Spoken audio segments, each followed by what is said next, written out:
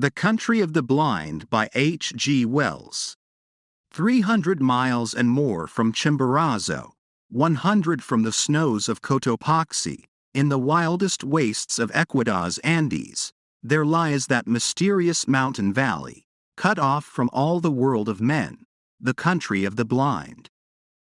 Long years ago, that valley lay so far open to the world that men might come at last through frightful gorges and over an icy pass into its equable meadows, and thither indeed men came, a family or so of Peruvian half-breeds fleeing from the lust and tyranny of an evil Spanish ruler.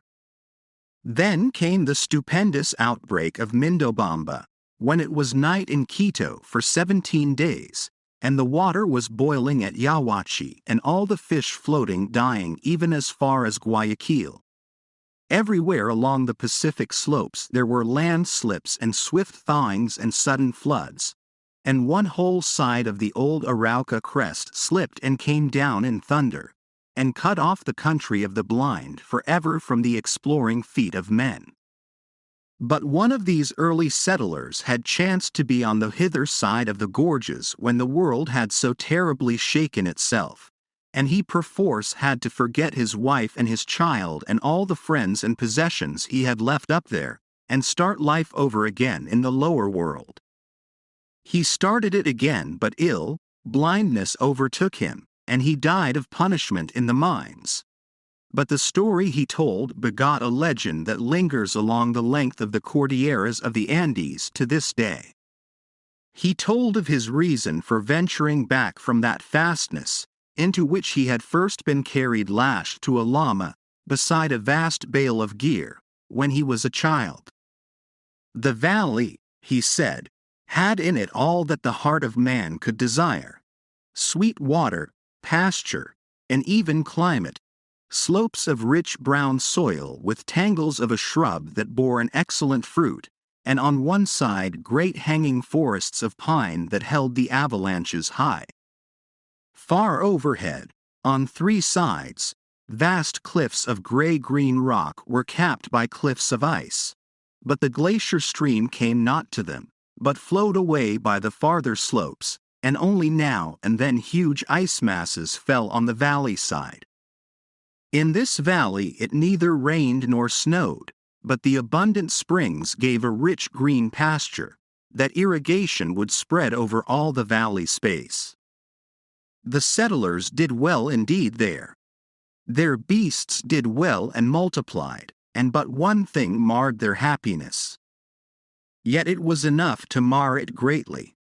A strange disease had come upon them and had made all the children born to them there, and, indeed, several older children also, blind. It was to seek some charm or antidote against this plague of blindness that he had with fatigue and danger and difficulty returned down the gorge. In those days, in such cases, men did not think of germs and infections, but of sins, and it seemed to him that the reason of this affliction must he in the negligence of these priestless immigrants to set up a shrine so soon as they entered the valley. He wanted a shrine, a handsome, cheap, effectual shrine, to be erected in the valley. He wanted relics and such like potent things of faith, blessed objects and mysterious medals and prayers. In his wallet he had a bar of native silver for which he would not account. He insisted there was none in the valley with something of the insistence of an inexpert liar. They had all clubbed their money and ornaments together, having little need for such treasure up there, he said, to buy them holy help against their ill. I figure this dim-eyed young mountaineer, sunburnt, gaunt, and anxious, hat-brim clutched feverishly, a man all unused to the ways of the lower world, telling this story to some keen-eyed, attentive priest before the great convulsion. I can picture him presently seeking to return with pious and infallible remedies against that trouble, and the infinite dismay with which he must have faced the tumbled vastness where the gorge had once come out. But the rest of his story of mischances is lost to me, save that I know of his evil death after several years. Poor stray from that remoteness. The stream that had once made the gorge now bursts from the mouth of a rocky cave, and the legend his poor, ill-told story set going developed into the legend of a race of blind men somewhere over there, one may still hear today. And amidst the little population of that now isolated and forgotten valley, the disease ran its course. The old became groping, the young saw but dimly, and the children that were born to them never saw at all. But life was very easy in that snow-rimmed basin, lost to all the world, with neither thorns nor briars, with no evil insects nor any beasts save the gentle breed of llamas they had lugged and thrust and followed up the beds of the shrunken rivers in the gorges up which they had come. The seeing had become purblind so gradually that they scarcely noticed their loss. They guided the sightless youngsters hither and thither until they knew the whole valley marvelously, and when at last sight died out among them, the race lived on. They had even time to adapt themselves to the blind control of fire, which they made carefully in stoves of stone. They were a simple strain of people at the first, unlettered, only slightly touched with the Spanish civilization, but with something of a tradition of the arts of old Peru and of its lost philosophy. Generation followed generation. They forgot many things. They devised many things. Their tradition of the greater world they came from became mythical in color and uncertain.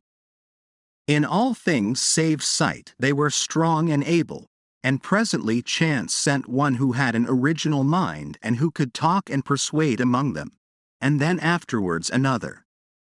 These two passed, leaving their effects, and the little community grew in numbers and in understanding, and met and settled social and economic problems that arose. Generation followed generation. Generation followed generation.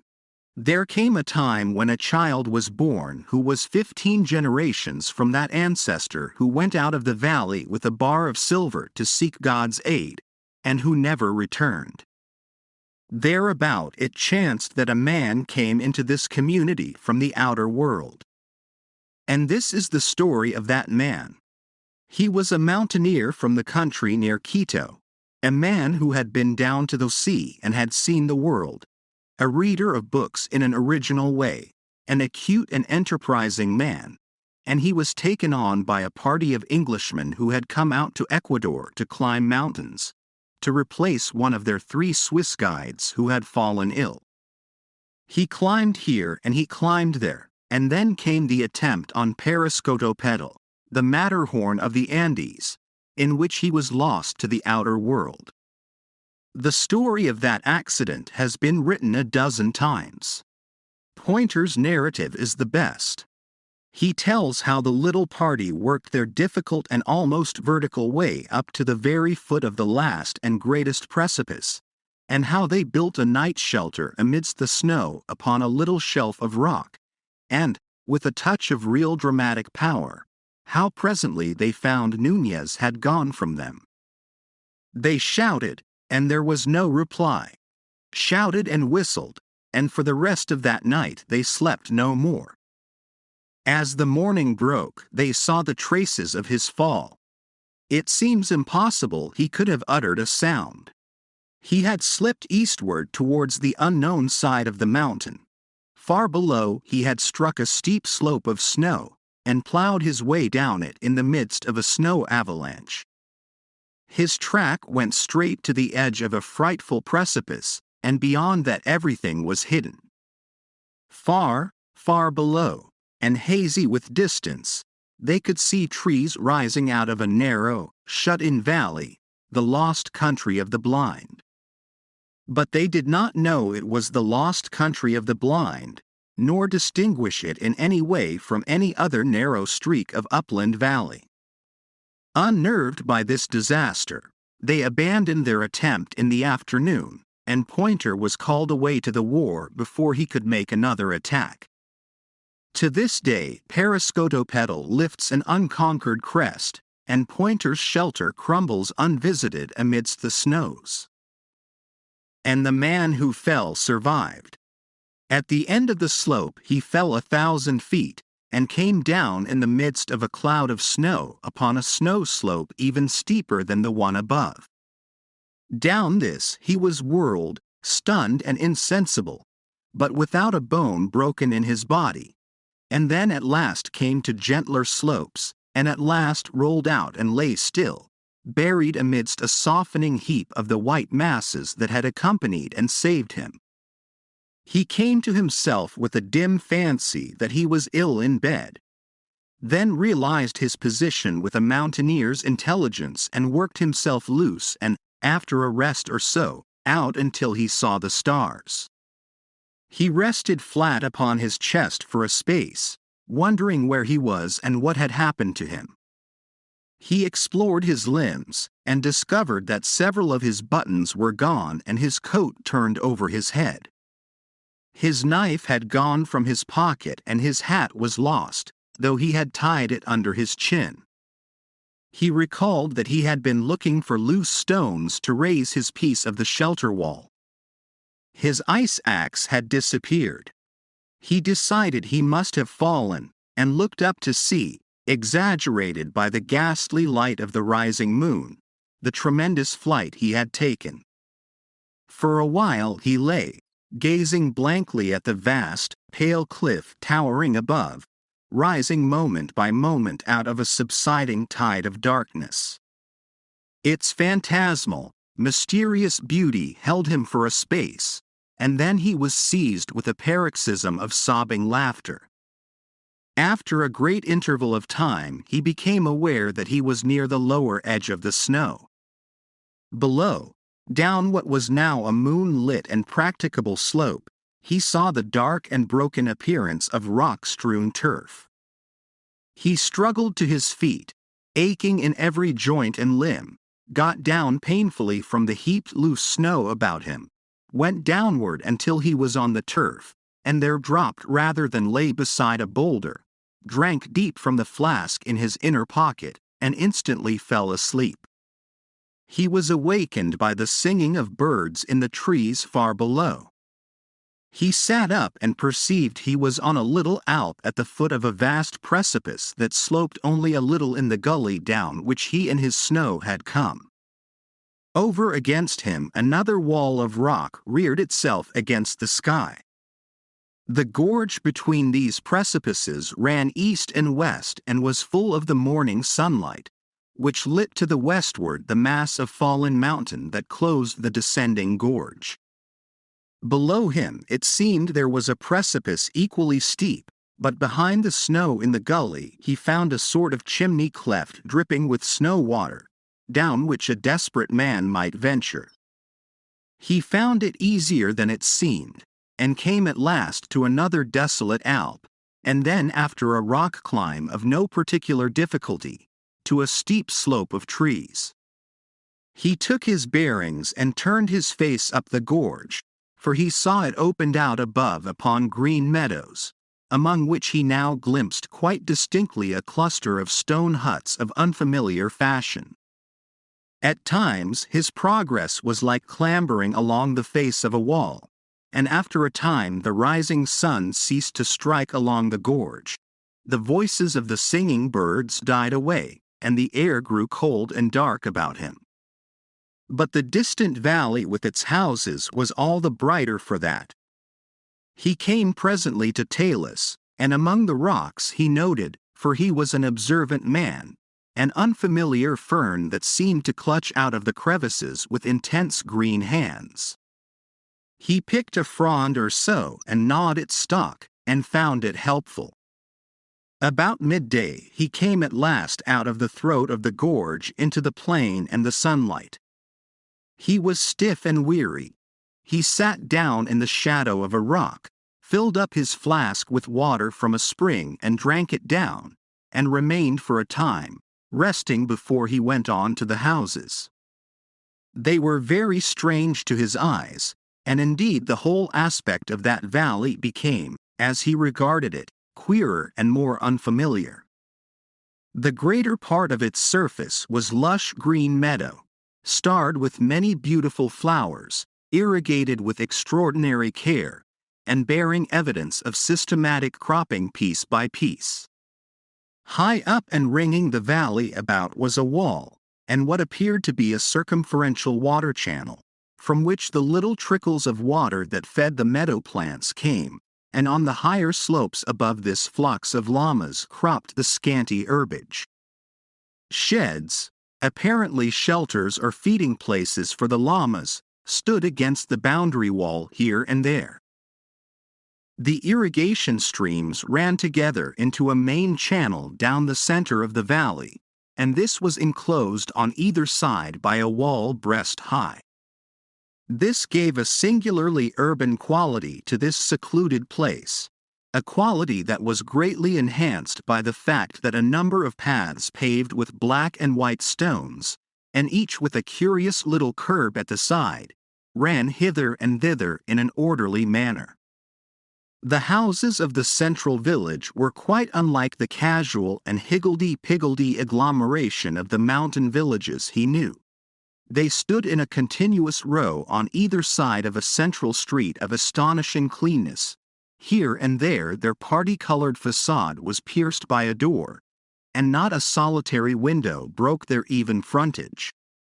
They were party-colored with extraordinary irregularity, smeared with a sort of plaster that was sometimes gray, sometimes drab, sometimes slate-colored or dark brown. And it was the sight of this wild plastering first brought the word, blind, into the thoughts of the explorer. The good man who did that, he thought, must have been as blind as a bat. He descended a steep place, and so came to the wall and channel that ran about the valley, near where the latter spouted out its surplus contents into the deeps of the gorge in a thin and wavering thread of cascade.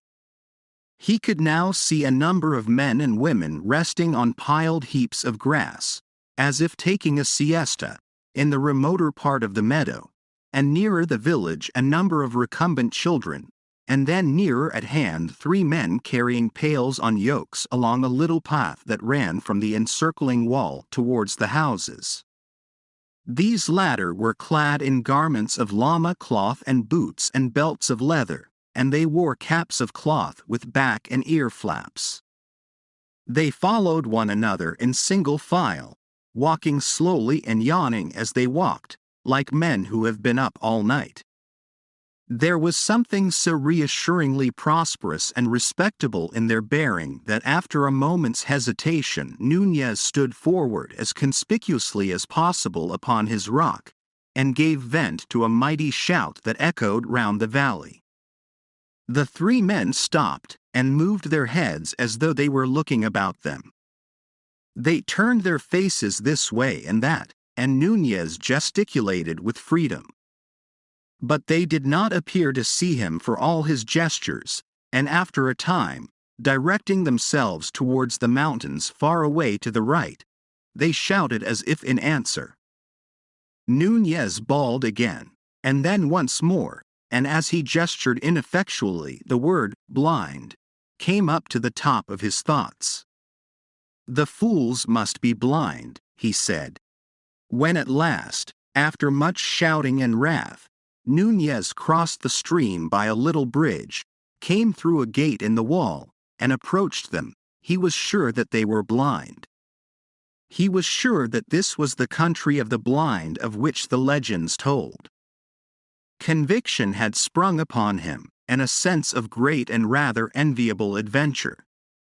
The 3 stood side by side, not looking at him, but with their ears directed towards him, judging him by his unfamiliar steps. They stood close together like men a little afraid, and he could see their eyelids closed and sunken, as though the very balls beneath had shrunk away. There was an expression near awe on their faces. A man, one said, in hardly recognizable Spanish. A man it is, a man or a spirit, coming down from the rocks. But Nunez advanced with the confident steps of a youth who enters upon life. All the old stories of the Lost Valley and the country of the blind had come back to his mind, and through his thoughts ran this old proverb, as if it were a refrain. In the country of the blind, the one-eyed man is king. In the country of the blind, the one-eyed man is king. And very civilly he gave them greeting. He talked to them and used his eyes. "Where does he come from, Brother Pedro?" asked one. "Down out of the rocks." "Over the mountains I come," said Nunez, "out of the country beyond there, where men can see. From near Bogota, where there are 100,000 of people, and where the city passes out of sight." "Sight," muttered Pedro. "Sight? He comes," said the second blind man, "out of the rocks." The cloth of their coats, Nunez saw, was curious fashioned, each with a different sort of stitching. They startled him by a simultaneous movement towards him, each with a hand outstretched. He stepped back from the advance of these spread fingers. "Come hither," said the third blind man, following his motion and clutching him neatly. And they held Nunez and felt him over, saying no word further until they had done so. Carefully, he cried, with a finger in his eye, and found they thought that organ, with its fluttering lids, a queer thing in him. They went over it again. "A strange creature, Correa," said the one called Pedro. "Feel the coarseness of his hair. Like a llama's hair. Rough he is as the rocks that begot him," said Correa, investigating Nunez's unshaven chin with a soft and slightly moist hand. "Perhaps he will grow finer." Nunez struggled a little under their examination, but they gripped him firm. "Carefully," he said again. "He speaks," said the third man. "Certainly he is a man." "Ah," said Pedro, at the roughness of his coat. "And you have come into the world?" asked Pedro. "Out of the world. Over mountains and glaciers. Right over above there, halfway to the sun. Out of the great, big world that goes down, 12 days' journey to the sea." They scarcely seemed to heed him. "Our fathers have told us men may be made by the forces of nature," said Correa.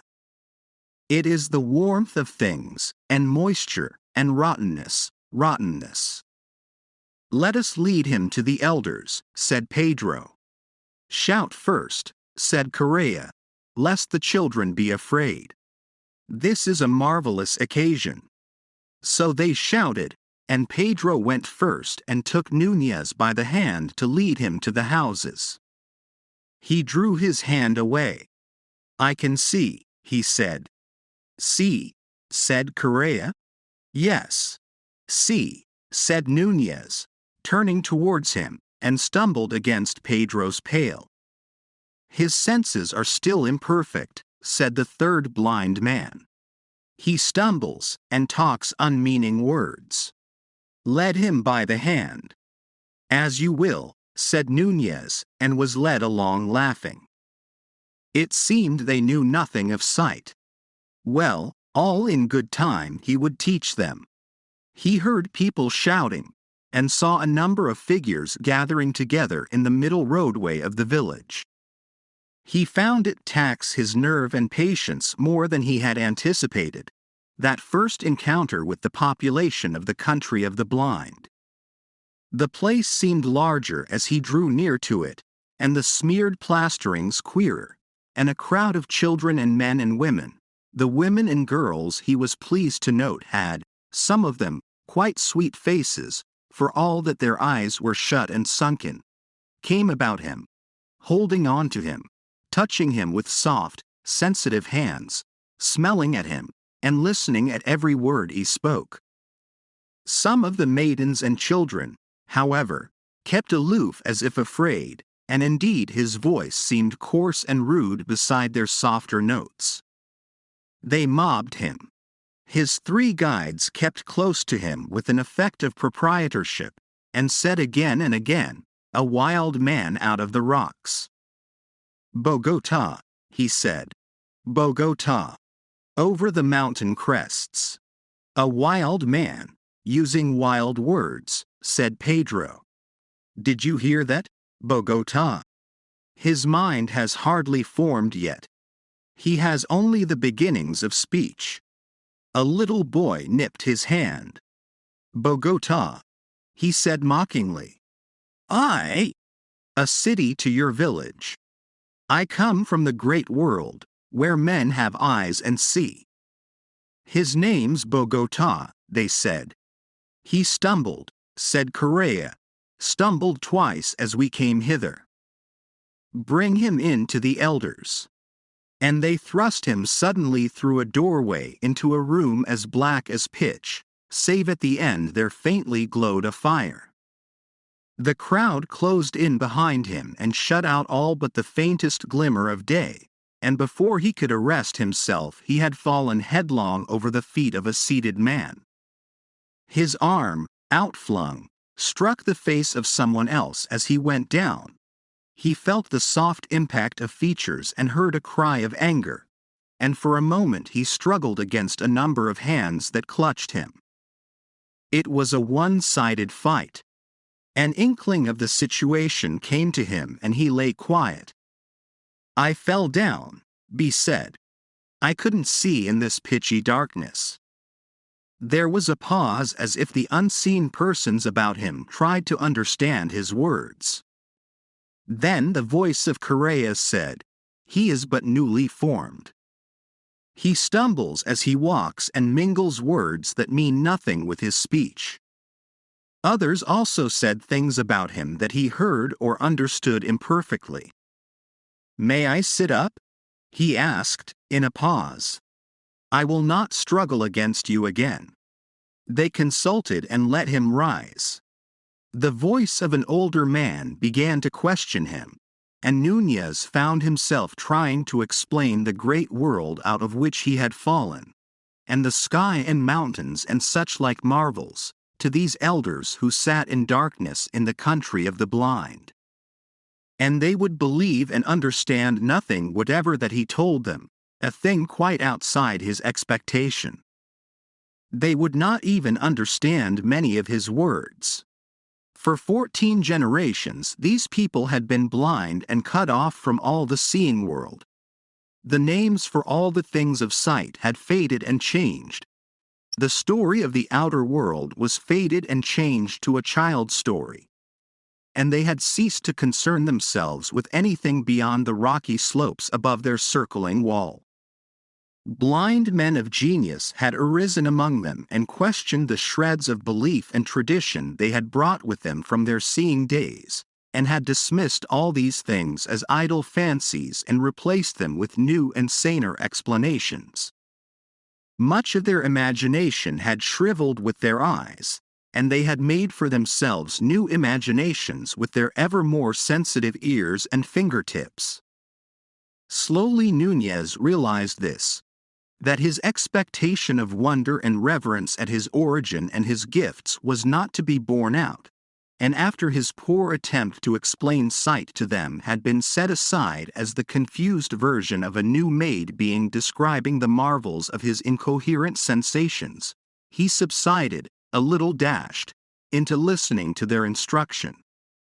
And the eldest of the blind men explained to him life and philosophy and religion, how that the world, meaning their valley, had been first an empty hollow in the rocks, and then had come first inanimate things without the gift of touch, and llamas and a few other creatures that had little sense, and then men, and at last angels, whom one could hear singing and making fluttering sounds, but whom no one could touch at all, which puzzled Núñez greatly until he thought of the birds.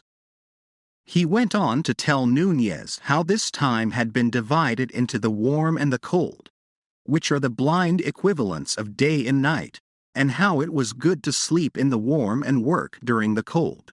So that now, but for his advent, the whole town of the blind would have been asleep. He said Nunez must have been specially created to learn and serve the wisdom they had acquired, and that for all his mental incoherency and stumbling behavior he must have courage and do his best to learn, and at that all the people in the doorway murmured encouragingly. He said the night, for the blind call their day night, was now far gone, and it behooved everyone to go back to sleep. He asked Nunez if he knew how to sleep, and Nunez said he did, but that before sleep he wanted food. They brought him food, llama's milk in a bowl and rough salted bread, and led him into a lonely place to eat out of their hearing, and afterwards to slumber until the chill of the mountain evening roused them to begin their day again. But Nunez slumbered not at all.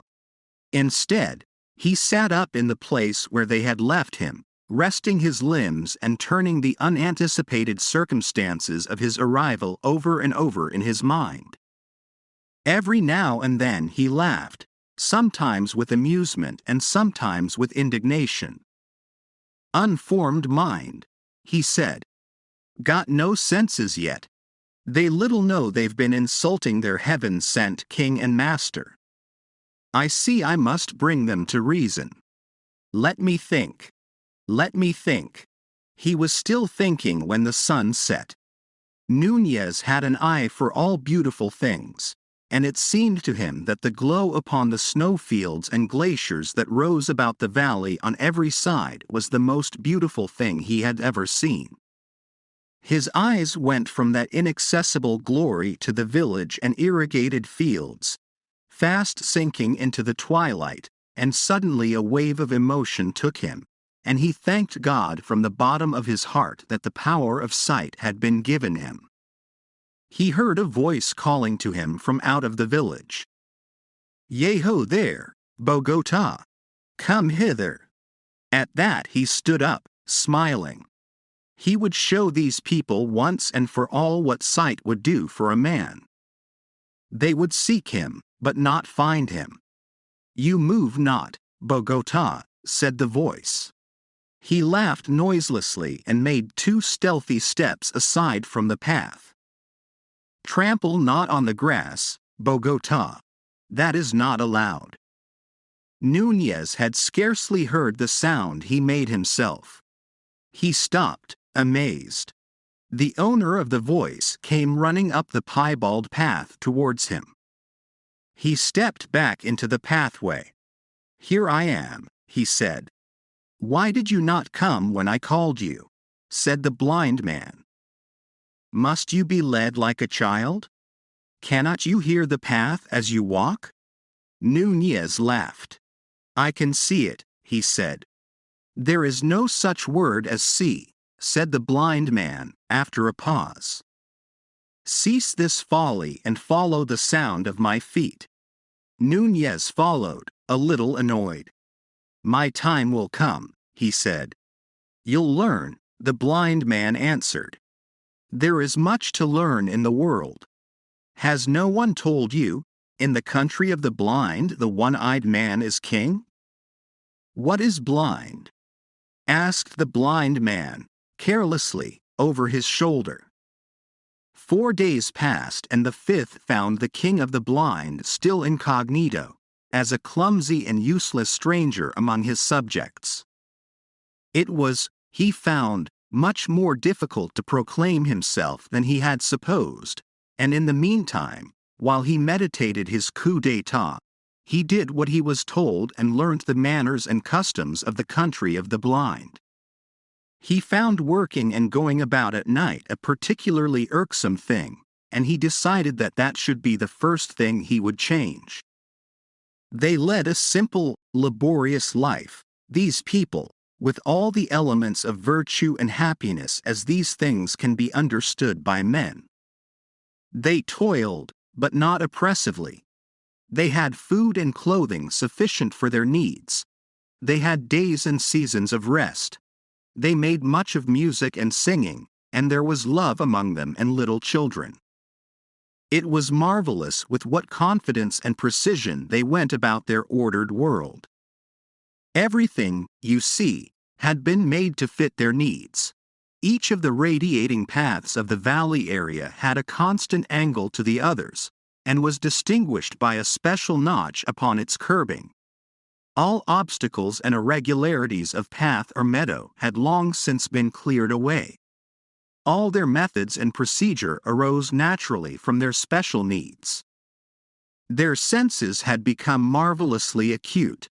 They could hear and judge the slightest gesture of a man a dozen paces away, could hear the very beating of his heart.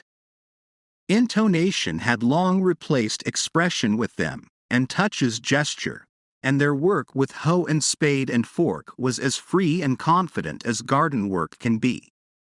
Their sense of smell was extraordinarily fine.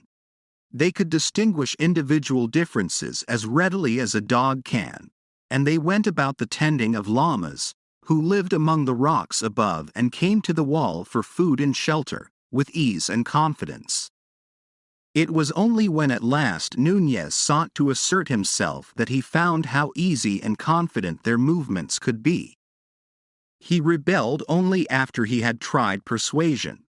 He tried at first on several occasions to tell them of sight. "Look you here, you people," he said. "There are things you do not understand in me." Once or twice one or two of them attended to him.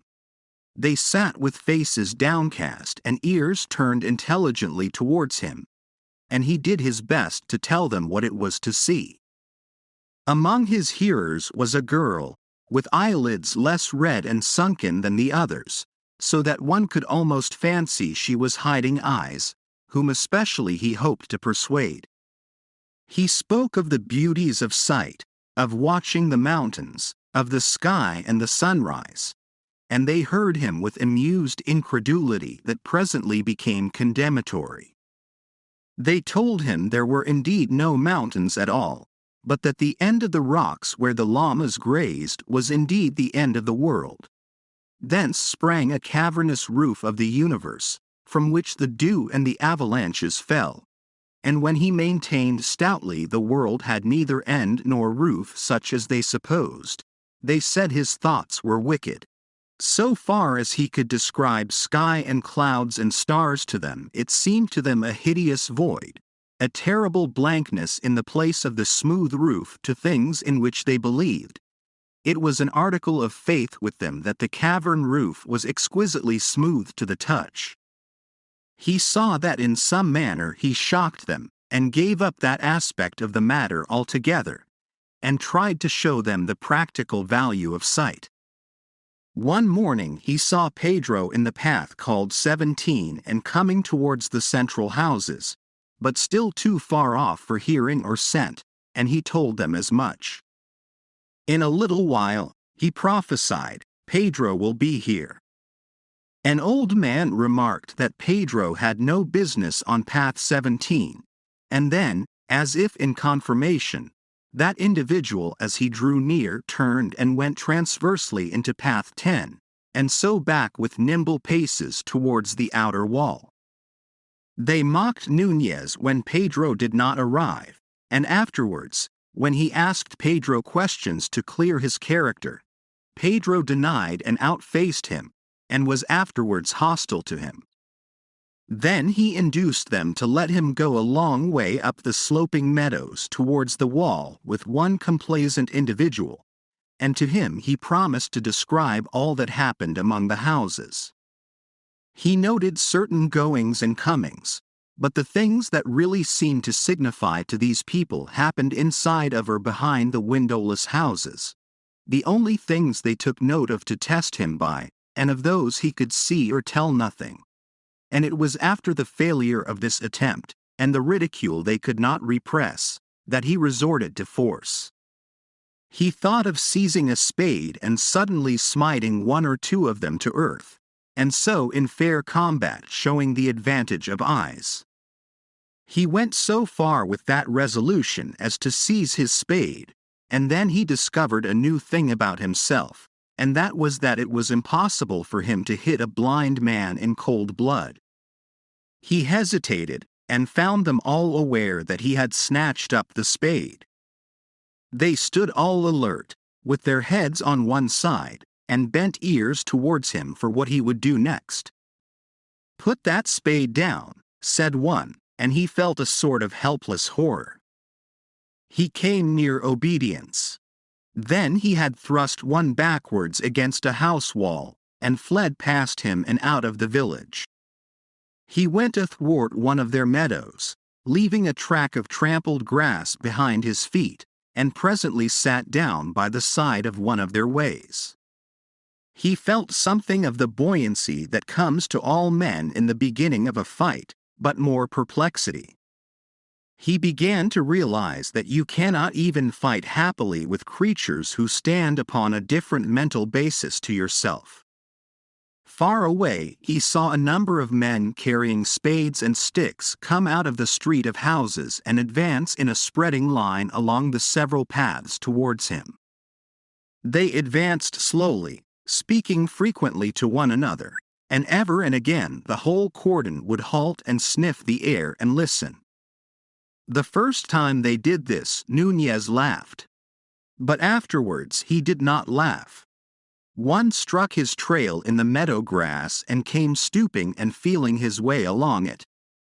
For 5 minutes he watched the slow extension of the cordon, and then his vague disposition to do something forthwith became frantic. He stood up, went a pace or so towards the circumferential wall, turned, and went back a little way. There they all stood in a crescent, still and listening. He also stood still, gripping his spade very tightly in both hands. Should he charge them? The pulse in his ears ran into the rhythm of "In the country of the blind, the one-eyed man is king." Should he charge them? He looked back at the high and unclimbable wall behind, unclimbable because of its smooth plastering, but withal pierced with many little doors, and at the approaching line of seekers. Behind these others were now coming out of the street of houses. Should he charge them? "Bogota!" called one. "Bogota! Where are you?" He gripped his spade still tighter and advanced down the meadows towards the place of habitations, and directly he moved they converged upon him. "I'll hit them if they touch me," he swore. "By heaven, I will. I'll hit." He called aloud, "Look here, I'm going to do what I like in this valley. Do you hear? I'm going to do what I like and go where I like." They were moving in upon him quickly, groping, yet moving rapidly. It was like playing blind man's buff with everyone blindfolded except one. "Get hold of him!" cried one. He found himself in the arc of a loose curve of pursuers. He felt suddenly he must be active and resolute. "You don't understand," he cried, in a voice that was meant to be great and resolute, and which broke. "You are blind and I can see. Leave me alone. Bogota, put down that spade and come off the grass." The last order, grotesque in its urban familiarity, produced a gust of anger. "I'll hurt you," he said, sobbing with emotion. "By heaven, I'll hurt you. Leave me alone." He began to run, not knowing clearly where to run. He ran from the nearest blind man, because it was a horror to hit him. He stopped, and then made a dash to escape from their closing ranks. He made for where a gap was wide, and the men on either side, with a quick perception of the approach of his paces, rushed in on one another. He sprang forward, and then saw he must be caught, and swish. The spade had struck. He felt the soft thud of hand and arm, and the man was down with a yell of pain, and he was through. Through. And then he was close to the street of houses again, and blind men, whirling spades and stakes, were running with a reasoned swiftness hither and thither. He heard steps behind him just in time, and found a tall man rushing forward and swiping at the sound of him. He lost his nerve, hurled his spade a yard wide of this antagonist, and whirled about and fled, fairly yelling as he dodged another. He was panic-stricken. He ran furiously to and fro, dodging when there was no need to dodge, and, in his anxiety to see on every side of him at once, stumbling. For a moment he was down and they heard his fall. Far away in the circumferential wall a little doorway looked like heaven, and he set off in a wild rush for it. He did not even look round at his pursuers until it was gained, and he had stumbled across the bridge, clambered a little way among the rocks, to the surprise and dismay of a young llama, who went leaping out of sight, and lay down sobbing for breath. And so his coup d'état came to an end. He stayed outside the wall of the Valley of the Blind for 2 nights and days without food or shelter, and meditated upon the unexpected. During these meditations he repeated very frequently and always with a profounder note of derision the exploded proverb, "In the country of the blind the one-eyed man is king." He thought chiefly of ways of fighting and conquering these people, and it grew clear that for him no practicable way was possible. He had no weapons, and now it would be hard to get one. The canker of civilization had got to him even in Bogota, and he could not find it in himself to go down and assassinate a blind man. Of course, if he did that, he might then dictate terms on the threat of assassinating them all. But, sooner or later he must sleep. He tried also to find food among the pine trees, to be comfortable under pine boughs while the frost fell at night, and, with less confidence, to catch a llama by artifice in order to try to kill it, perhaps by hammering it with a stone, and so finally, perhaps, to eat some of it. But the llamas had a doubt of him and regarded him with distrustful brown eyes and spat when he drew near. Fear came on him the second day and fits of shivering. Finally he crawled down to the wall of the country of the blind and tried to make his terms. He crawled along by the stream, shouting, until 2 blind men came out to the gate and talked to him. "I was mad," he said. "But I was only newly made." They said that was better. He told them he was wiser now, and repented of all he had done. Then he wept without intention, for he was very weak and ill now, and they took that as a favorable sign. They asked him if he still thought he could see. "No," he said. "That was folly. The word means nothing. Less than nothing." They asked him what was overhead. "About 10 times 10 the height of a man there is a roof above the world, of rock, and very, very smooth." So smooth, so beautifully smooth. He burst again into hysterical tears. "Before you ask me any more, give me some food or I shall die." He expected dire punishments, but these blind people were capable of toleration.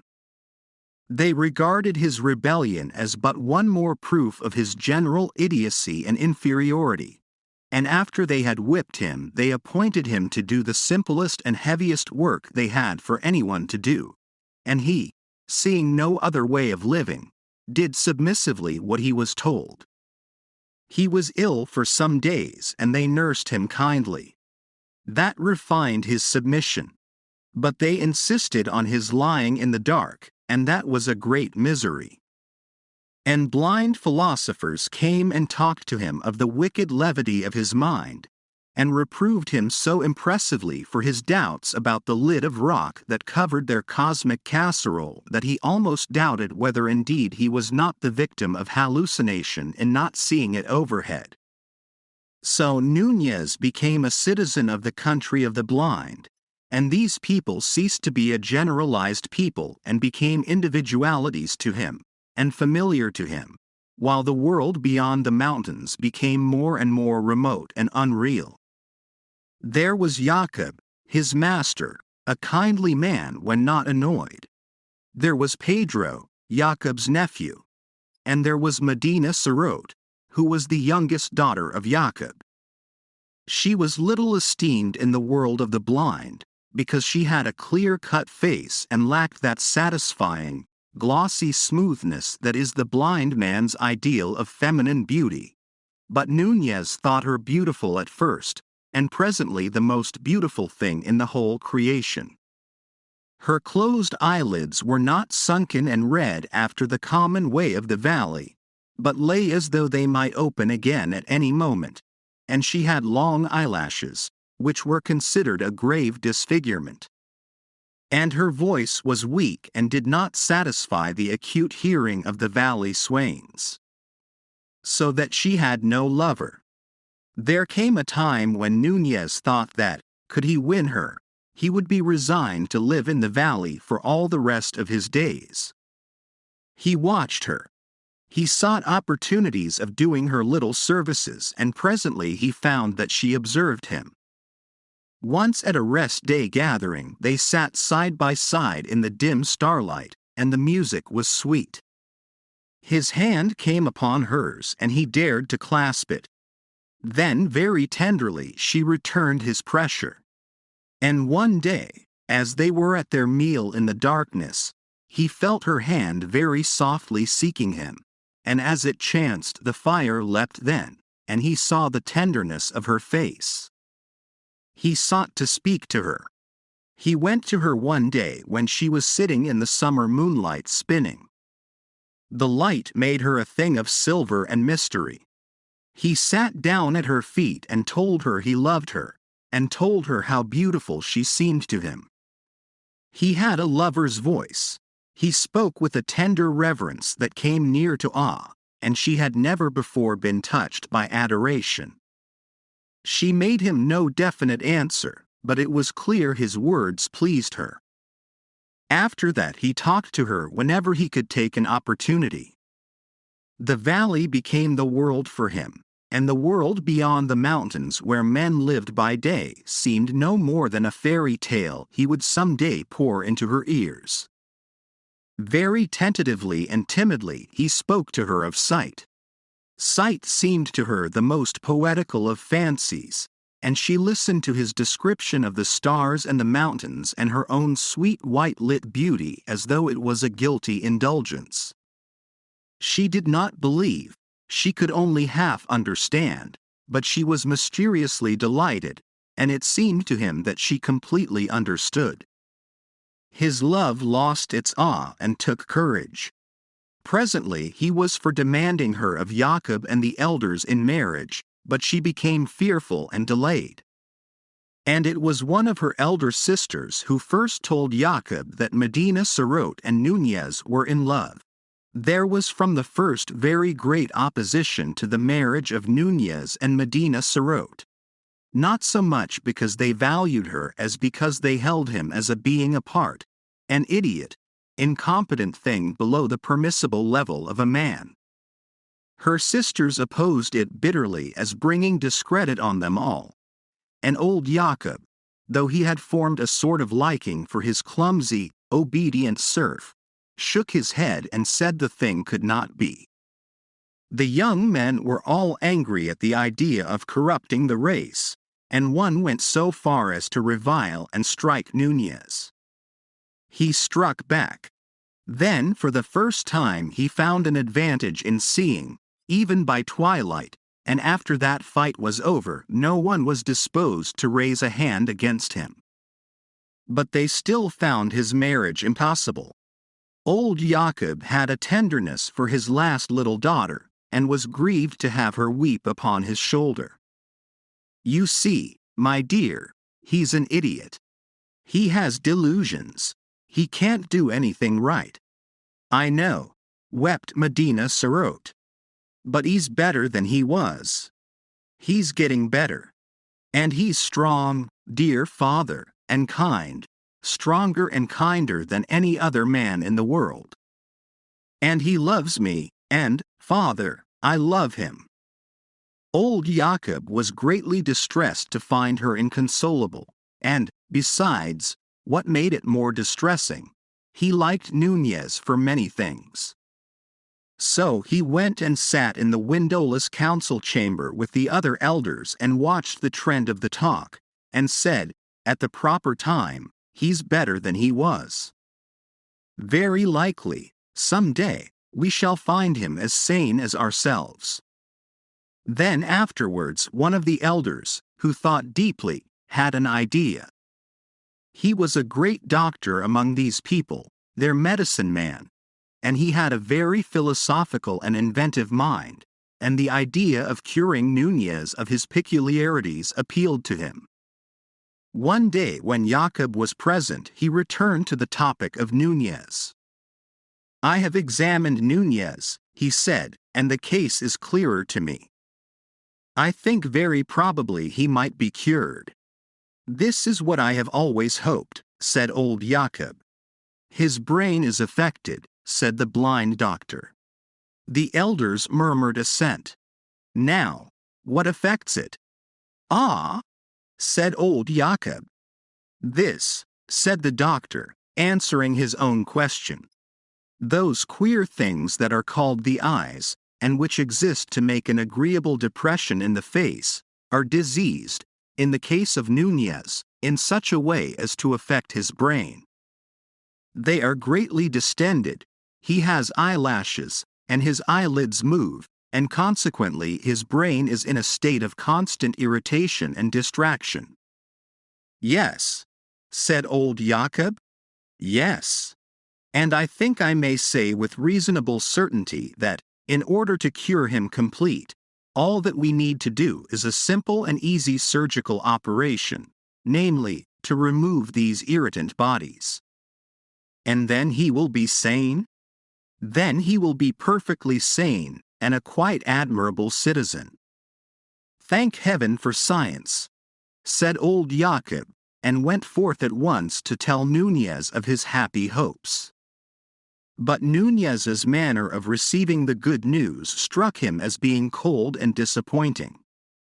"One might think," he said, "from the tone you take that you did not care for my daughter." It was Medina Sarote who persuaded Nunez to face the blind surgeons.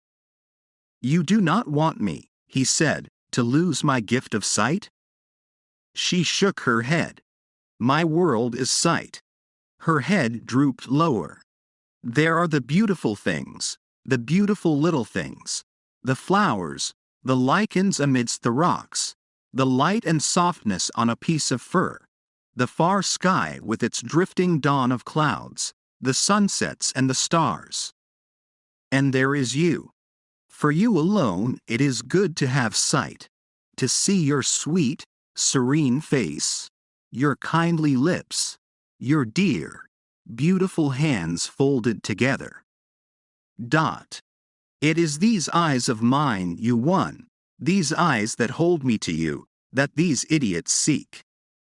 Instead, I must touch you, hear you, and never see you again. I must come under that roof of rock and stone and darkness, that horrible roof under which your imaginations stoop. No, you would not have me do that?" A disagreeable doubt had arisen in him. He stopped and left the thing a question. "I wish," she said, "sometimes." She paused. "Yes," he said, a little apprehensively. "I wish sometimes you would not talk like that." "Like what?" "I know it's pretty. It's your imagination." "I love it, but now," he felt cold. "Now," he said, faintly. She sat quite still. "You mean, you think, I should be better perhaps." He was realizing things very swiftly. He felt anger perhaps, anger at the dull course of fate, but also sympathy for her lack of understanding, a sympathy near akin to pity. "Dear," he said, and he could see by her whiteness how tensely her spirit pressed against the things she could not say. He put his arms about her, he kissed her ear, and they sat for a time in silence. "If I were to consent to this," he said at last, in a voice that was very gentle. She flung her arms about him, weeping wildly. "Oh, if you would," she sobbed, "if only you would."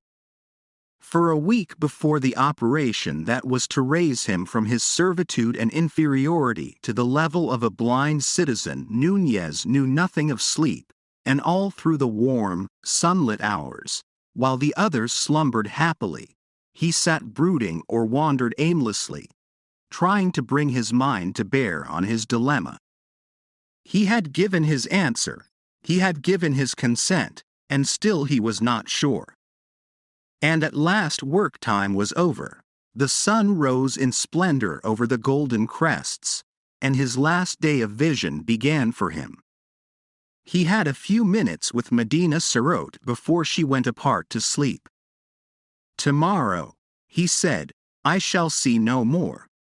"Dear heart," she answered, and pressed his hands with all her strength. "They will hurt you but little," she said. "And you are going through this pain.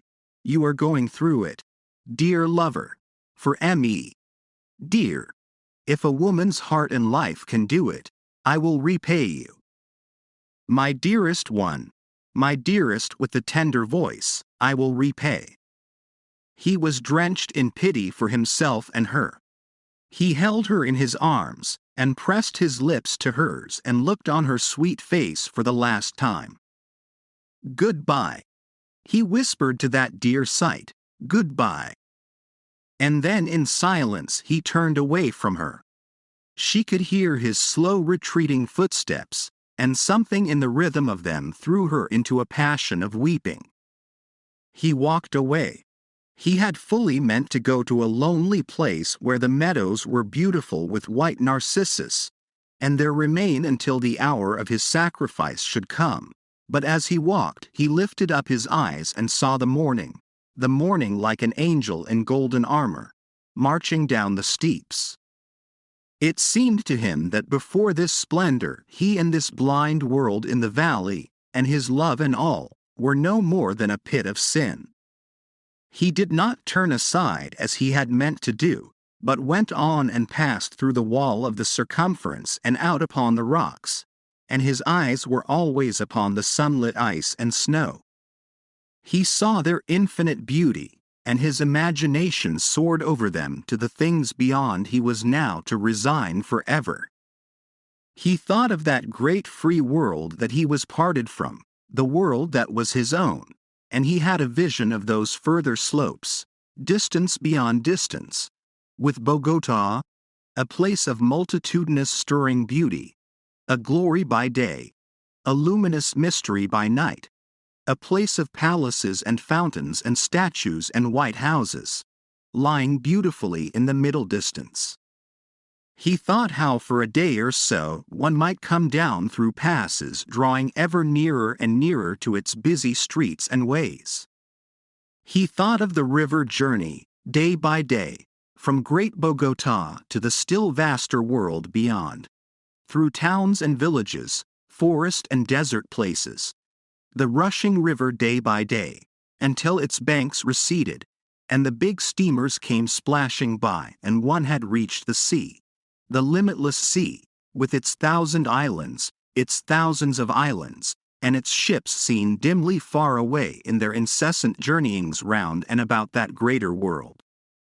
And there, unpent by mountains, one saw the sky, not such a disk as one saw it here, but an arch of immeasurable blue, a deep of deeps in which the circling stars were floating. His eyes began to scrutinize the great curtain of the mountains with a keener inquiry. For example, if one went so, up that gully and to that chimney there, then one might come out high among those stunted pines that ran round in a sort of shelf and rose still higher and higher as it passed above the gorge. And then? that Talus might be managed. Thence perhaps a climb might be found to take him up to the precipice that came below the snow, and if that chimney failed, then another farther to the east might serve his purpose better. And then? Then one would be out upon the amber-lit snow there, and halfway up to the crest of those beautiful desolations. And suppose one had good fortune. He glanced back at the village, then turned right round and regarded it with folded arms. He thought of Medina Sarote, and she had become small and remote.